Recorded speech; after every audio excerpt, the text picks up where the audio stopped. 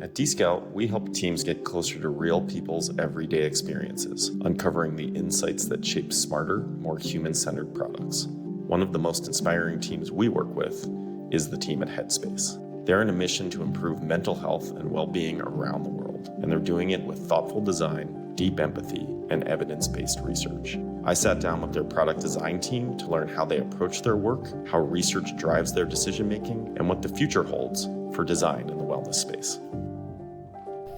All right.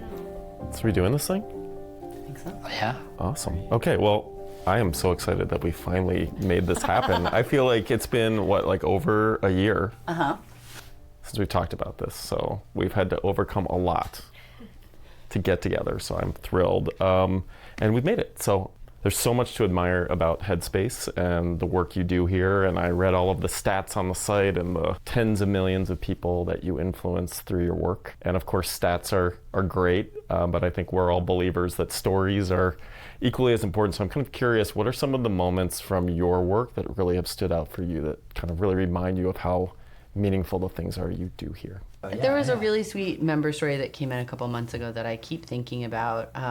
It came in through just like our always on feedback in the app. So it was like a totally unexpected source. But this guy said, my wife died 6 years ago. And if I didn't have Headspace, I don't know what I would have done. Wow. And we sort of became like a touch point for him to like get through that phase of life. And I just keep thinking about him because that's pretty special. That's real. Yeah. I talk to a lot of members. I've done that. There's powerful stories there. The one that sticks with me is more a personal moment. I went to my high school reunion a few years ago, and someone I hadn't seen in years, came up to me and was like, "Oh my God, what are you doing? You work for Headspace?" And he's like, I went through a really difficult moment in the hospital and was in a lot of pain, and Headspace is the only thing that got me through that time, and thank you for what you do. And it brought me to tears in that moment. And I think it was those little connections like that kind of out in the real world that have maybe even more impact than the research moments for me. I think I have to echo the same thing because the real person interactions wasn't something I was expecting in working at Headspace. And so one memory that comes to mind is of a friend who is now one of my best friends, who told me when we first met, we bonded because she had miscarriages and needed some type of solace and didn't want to have anyone to talk to, or didn't have anyone to talk to about it yet. And so using Headspace every day really brought her peace over that course of time, and having known that our product has really changed her perspective and just self-compassion in that way is really, really special. Well, those are such amazing stories of just really incredible to see the work that your team is doing and what your company stands for. And I feel like design has always been a really big part of the story. I feel like Headspace has always had a vibe and and it really does have a distinctive brand and design character, which can be great in many ways, but can also be challenging as the world is changing and the company's changing. And so I'm kind of curious, as Cal, especially for you, as you kind of now are kind of helming the design ship in a lot of ways, how are you balancing kind of keeping things that are core and kind of the things that have to be fundamental while also kind of giving space for evolution and change? Well, I'm not always good at it. So, but that caveat aside, I think back, Rich Pearson was one of the co-founders, was a creative person, designer in his own right. And then Anna Charity was one of the original creative directors, who was the vision behind all the really wild, noodly characters. Right. I think back on that era of Headspace, incredibly playful, taking something that was totally kind of weirdo out there, like Eastern meditation, and then bringing it to the Western world in this way that was very palatable to the kind of the business person's mind, the everyday person's mind, just making it kind of so. Well, Alice Natu also was part of that. It was an amazing early Headspacer who said, if this is animated, it will feel accessible. Like that was really the kind of feeling. So I still have all of their voices in the back of my mind when I'm working. And then my most recent thing, as we've embarked on extending into therapy and having Ebb, this, you know, AI, empathetic AI companion, is really how can the app be a refuge? Like how can the din of the busy world outside kind of quiet down when you open the door and come into the app? And a lot of that is like the colors we use, the you know, the design, the illustrations, but it's also the way that you know, our content team makes our content, like beautiful voices that are really well done. They're not like irritating, you know, they're really like, you're like, I feel so much calmer because I'm listening to this lovely voice. So it's a delicate dance, but I think I kind of have to call upon all that history and then go like, what's the core foundational principle? It's like stay accessible, stay approachable as much as we can. Right. We're even doing that with therapy and AI. It's like, how do you make these feel really, really approachable and not scary and not like therapy can be so stigmatized. Like, how do we make that feel really approachable? And then, how can we feel like a refuge? Like, really, just how can the experience feel? Like it's cool that you have like such a clarity around that. It's so simple to say. I'm sure it's really hard to do. Challenging to live. And kind of anything you would add to that, Jonathan? Attention is our most precious resource, and mindfulness is really a training in our attention, right? And so people come to us trusting us with how to do that, and so we have like a duty to respect that, right? And so I think the refuge embraces that sense of like duty of care of someone's attention who's coming to us.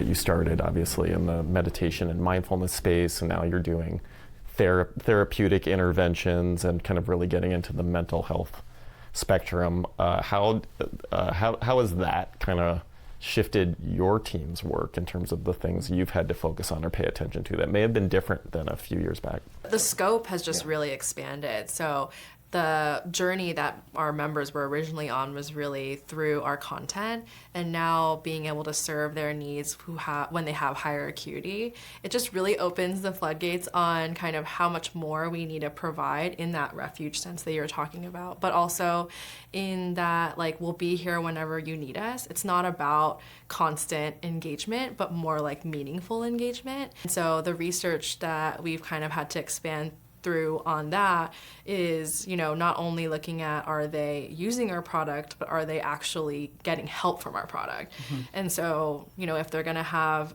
using our content or going through care, are they feeling better? You know, it's not just like the clicks or the completes or anything like that. It's, are they feeling better? Are they getting what they need? We've seen member feedback constantly coming in about, you know, I need this, I need more care, help, and things like that. And so being able to serve that's really exciting. Right. It's also, I think, kind of tied to, I think, a thing many businesses say they want to do, which is really challenging, which is to design around outcomes. I'm curious, how does research help you kind of create that kind of balance between kind of what the needs of the company and the experience that you're also trying to design? Oh, that's such a good question. I think we often will have, and I bet a lot of companies have this, we'll have underlying user needs that we've found in different studies, like different research, often with Dscout. I can speak for me, but I feel like most of the design team has those lodged in the back of their mind, and we're always thinking about how to solve that. So as we're working on different surfaces in the app, like the Today tab, our home screen is a perfect example of this, we're thinking about those latent user needs and problems that we haven't solved yet that are ultimately business problems. Like, you could say, it's a user problem, but it's like, no. I mean, the reason people are having trouble with this thing is our design. And if they don't have trouble with that anymore, that serves the business. Like, they stay subscribed, they renew their membership, da-da-da-da. Maybe we're unique or lucky in the sense that I think in a lot of cases, like, what users need, what members need, and like where the business needs to go are very aligned, you know? Like, I think we were talking about outcomes earlier.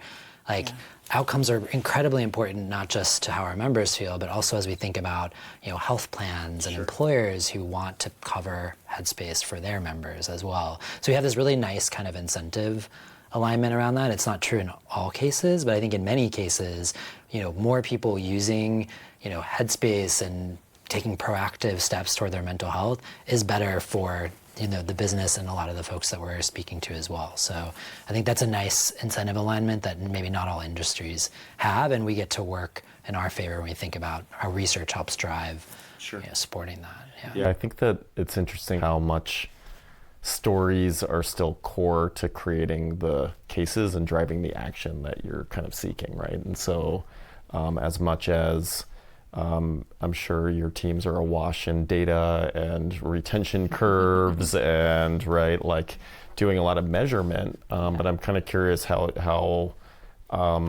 you've used research to kind of also drive kind of some of the significant changes that data alone doesn't get the team to kind of go there on. There's this one participant who said, and this was in the deep heart of pandemic, so let's put it in context. Everyone's in lockdown.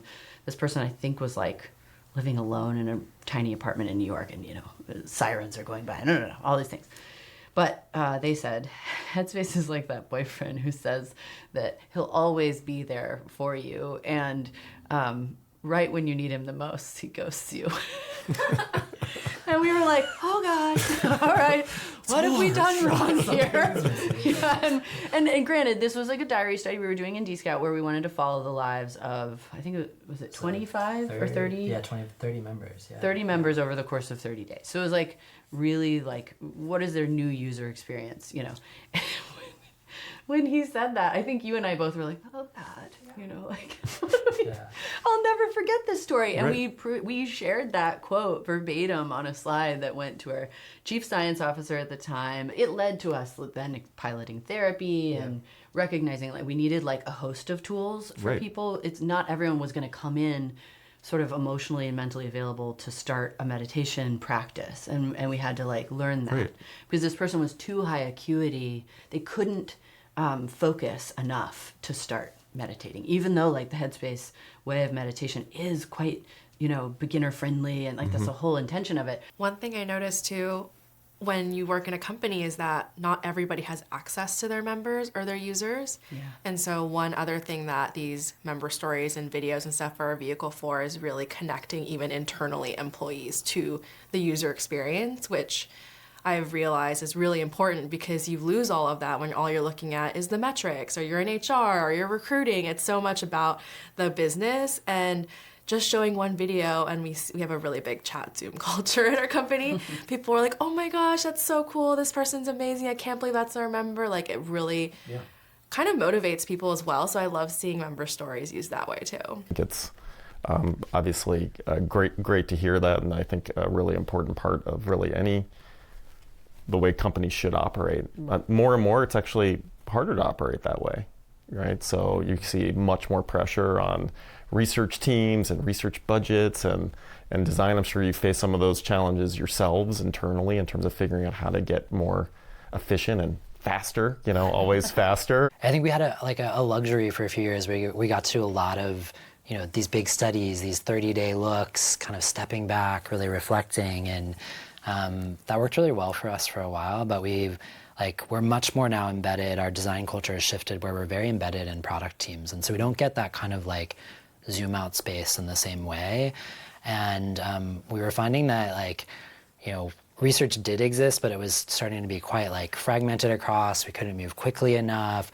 We were kind of skipping that insights piece as well. And so, working with Cal and Chelsea and others, we're okay, we need a mechanic that forces you to just do this on a regular basis so that we're not skipping this process, and that has a bit of oversight around it. I think one of my mentors talked about it as it's just like a shower, you do it, you start every day with it, you can't skip, you can skip it, but you face the consequences. So we stood up this mechanic, our kind of branded version of a panel called the Koi Pond. And it's our members are the koi, and they get to actually kind of preview early concepts and ideas, before we end up moving them into higher fidelity designs or development.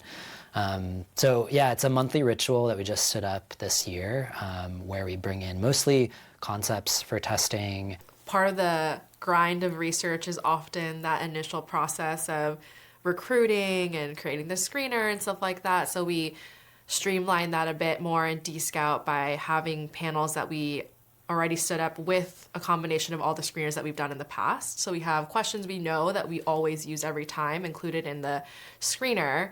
And then we have a non-member panel, a member panel that we've invited from internally members that we know and love and who are super excited to give us feedback, and then also Dscout panel.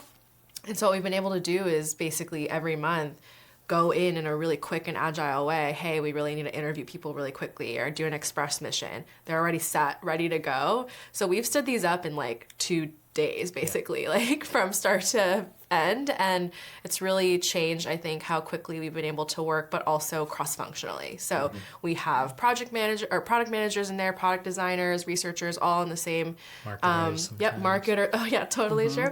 And we all are able to kind of share information through that. And so I think it's created that barrier to be like lower now. The barrier to entry is now lower into that whole space. So. Yeah. I think there's sometimes a challenge in those sorts of programs where people kind of go into, I call it like check the box research mode, where they're just like, we did the research, And I think there's sometimes a tendency, especially as people bring in non-researchers into research programs, in some ways to almost want to dumb it down, and be like, designers need really simple things, which I'm curious how you fought some of those tendencies in the way you've constructed KoiPan and some of the things you're still trying to work through and figure out.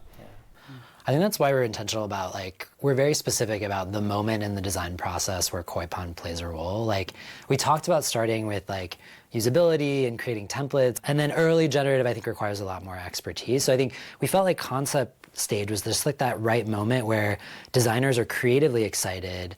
It supports their process in moving things forward, and it's open-ended enough that you kind of need those answers to get you through to the next phase. No, but that's a nice piece about designers being excited, that it's a moment when they actually really truly need it. Yeah. They're excited and they need that feedback. So and it's given our product managers and engineers, I'm starting to hear them talk about it in a way of do we run that through KoiPan? And that gave us confidence in wanting to build this, right? And that's a nice kind of follow through that we're seeing a little bit of signs around, I've seen people outside of research coming in and be like, oh, I really liked what this person had to say. When we do V2, I want to show them kind of thing, nice. Which is fun.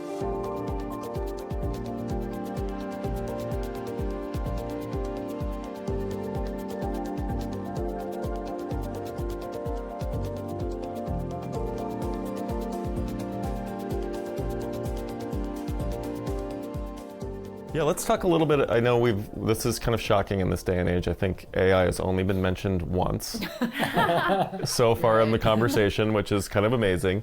But let's talk a little bit about Ebb. And, I'd love to hear the backstory on Ebb and how you started to conceive of the product. For anyone who doesn't know what Ebb is, because we're kind of involved in this day in and day out. Right now, Ebb is an empathetic AI companion that's a feature inside the Headspace app.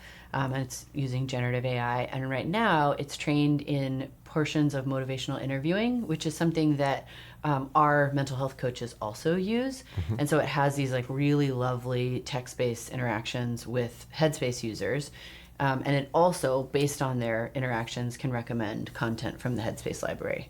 We talked about how research can align to the business around that. I think this was a perfect case of okay, we know as a business we want to explore this new technology and what it can do. And Ebb, really helped us hone in on not just where we could help, but most importantly where members trusted us to help. I think that was a really big part of the Ebb development was as both an internal team and then also in our relationship with our members, how can it feel like something that is safe, credible, and trusted, and how do we use research to kind of infuse that throughout every moment of the process, Another important dimension of this is it wasn't just the tool, but it was the brand, visual identity, and tone around it that made it approachable. To your point about hesitancy, it was yes, I want to know this is AI, but it was also AI from Headspace. I think the way that the brand team really created that identity of Ebb that felt, approachable and warm and inviting was a really key component in success. And like research helped inform like how that look and feel should be so that it would best resonate with what people were open to, you know, as kind of a part of that journey beyond the technology itself. It's like, how does it feel? Just to speak very intentionally about the design, the brand team wanted to make the experience of using Ebb feel like you were in the Headspace universe, but you were actually in a private corner of it, so that it felt really, really intimate, and you were in a very safe place to have like your conversations with Ebb. I love how you're able to kind of draw these things of like very tight, succinct clarity around what a design intention or a goal is for your work. I think it's pretty unique.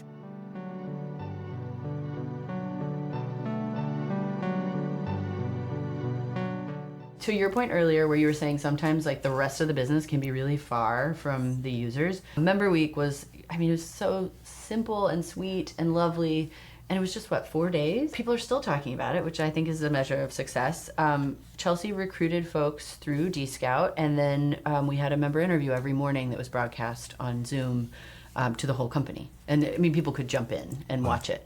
And it was lovely. I mean, it was just this very sweet moment where people who never got to see our members heard from them, and some of them are very vulnerable conversations. Just like allowing a lot of people to watch that interview gave people this very immediate connection to our users. And I heard our head of marketing, it's like maybe a week ago, was like, you know, in the summer, we're going to need to do another one because that was just really great. And I want to focus on all the spectrums of like the user experience and people, you know, and I was just like, oh, that's so cool. It's being advocated for like outside of our team's walls. I think it was like a highlight for facilitators as well. So Jonathan and I both got to do one, and we got to highlight other researchers too. And it was just a really fun opportunity to be like, hey, we don't just sit there and talk to people. Like, there's a little bit of craft in it, you know, and people were like, wow, you really made them feel really welcome. Or I'm so shocked that they were able to open up to you like that. And it was a nice highlight of also like that researcher importance. And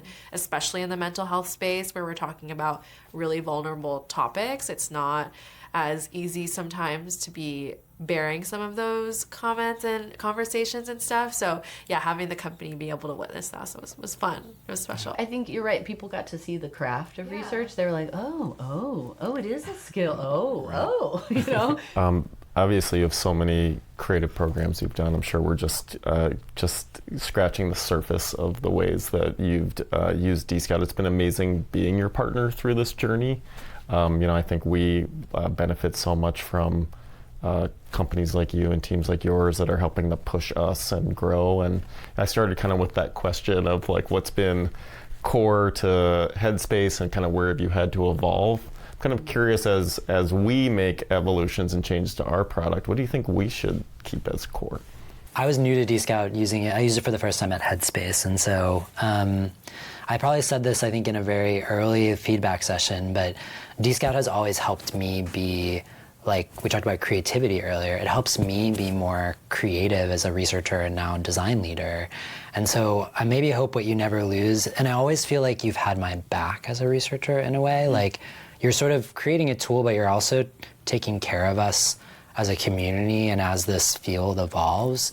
So I don't really care what the tool looks like in the future. I just hope you never lose the sense of kind of like of us and that support and that like growing and changing together that you've embraced so wonderfully. That's why we're so grateful to be your partners. As a originally quantitative researcher who found the love and like the power of qualitative research, part of what was always daunting about qualitative research is just how laborious it is.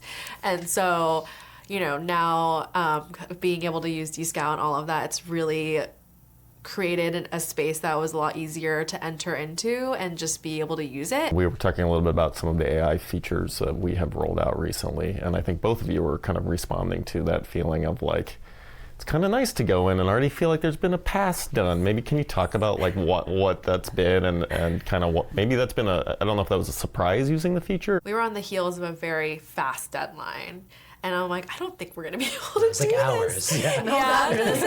It was like due tomorrow. Yeah.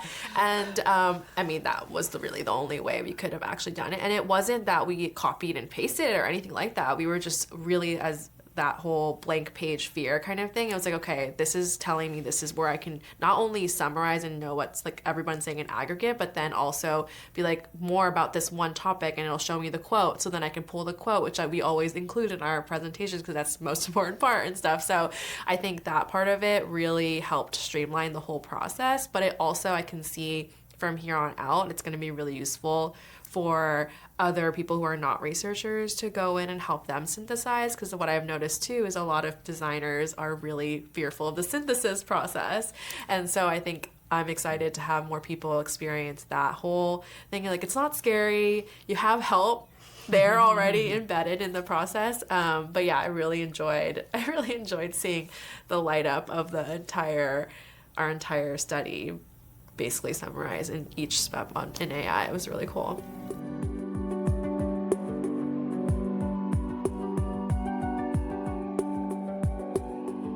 Where do you see design research going in the next couple of years? Because you're kind of like sitting at the Sure. this viewpoint. It's very different than ours. Yeah, I'm actually pretty optimistic about where design and design research are going. I think just because we're kind of at this moment where the world of UX is completely changing, right? And we've kind of been in this paradigm for a while, the screen-based, UI-heavy paradigm. Mm-hmm. And we're kind of just entering this new space. And in any new space, I think a couple things happen. First is like, should be questions everywhere, right? Because like how people interact with everything is different. It's gonna be different, right? So I think that those are the moments where researchers and designers actually can have the biggest part to play, because they're going to help us understand all those questions and visualize the future.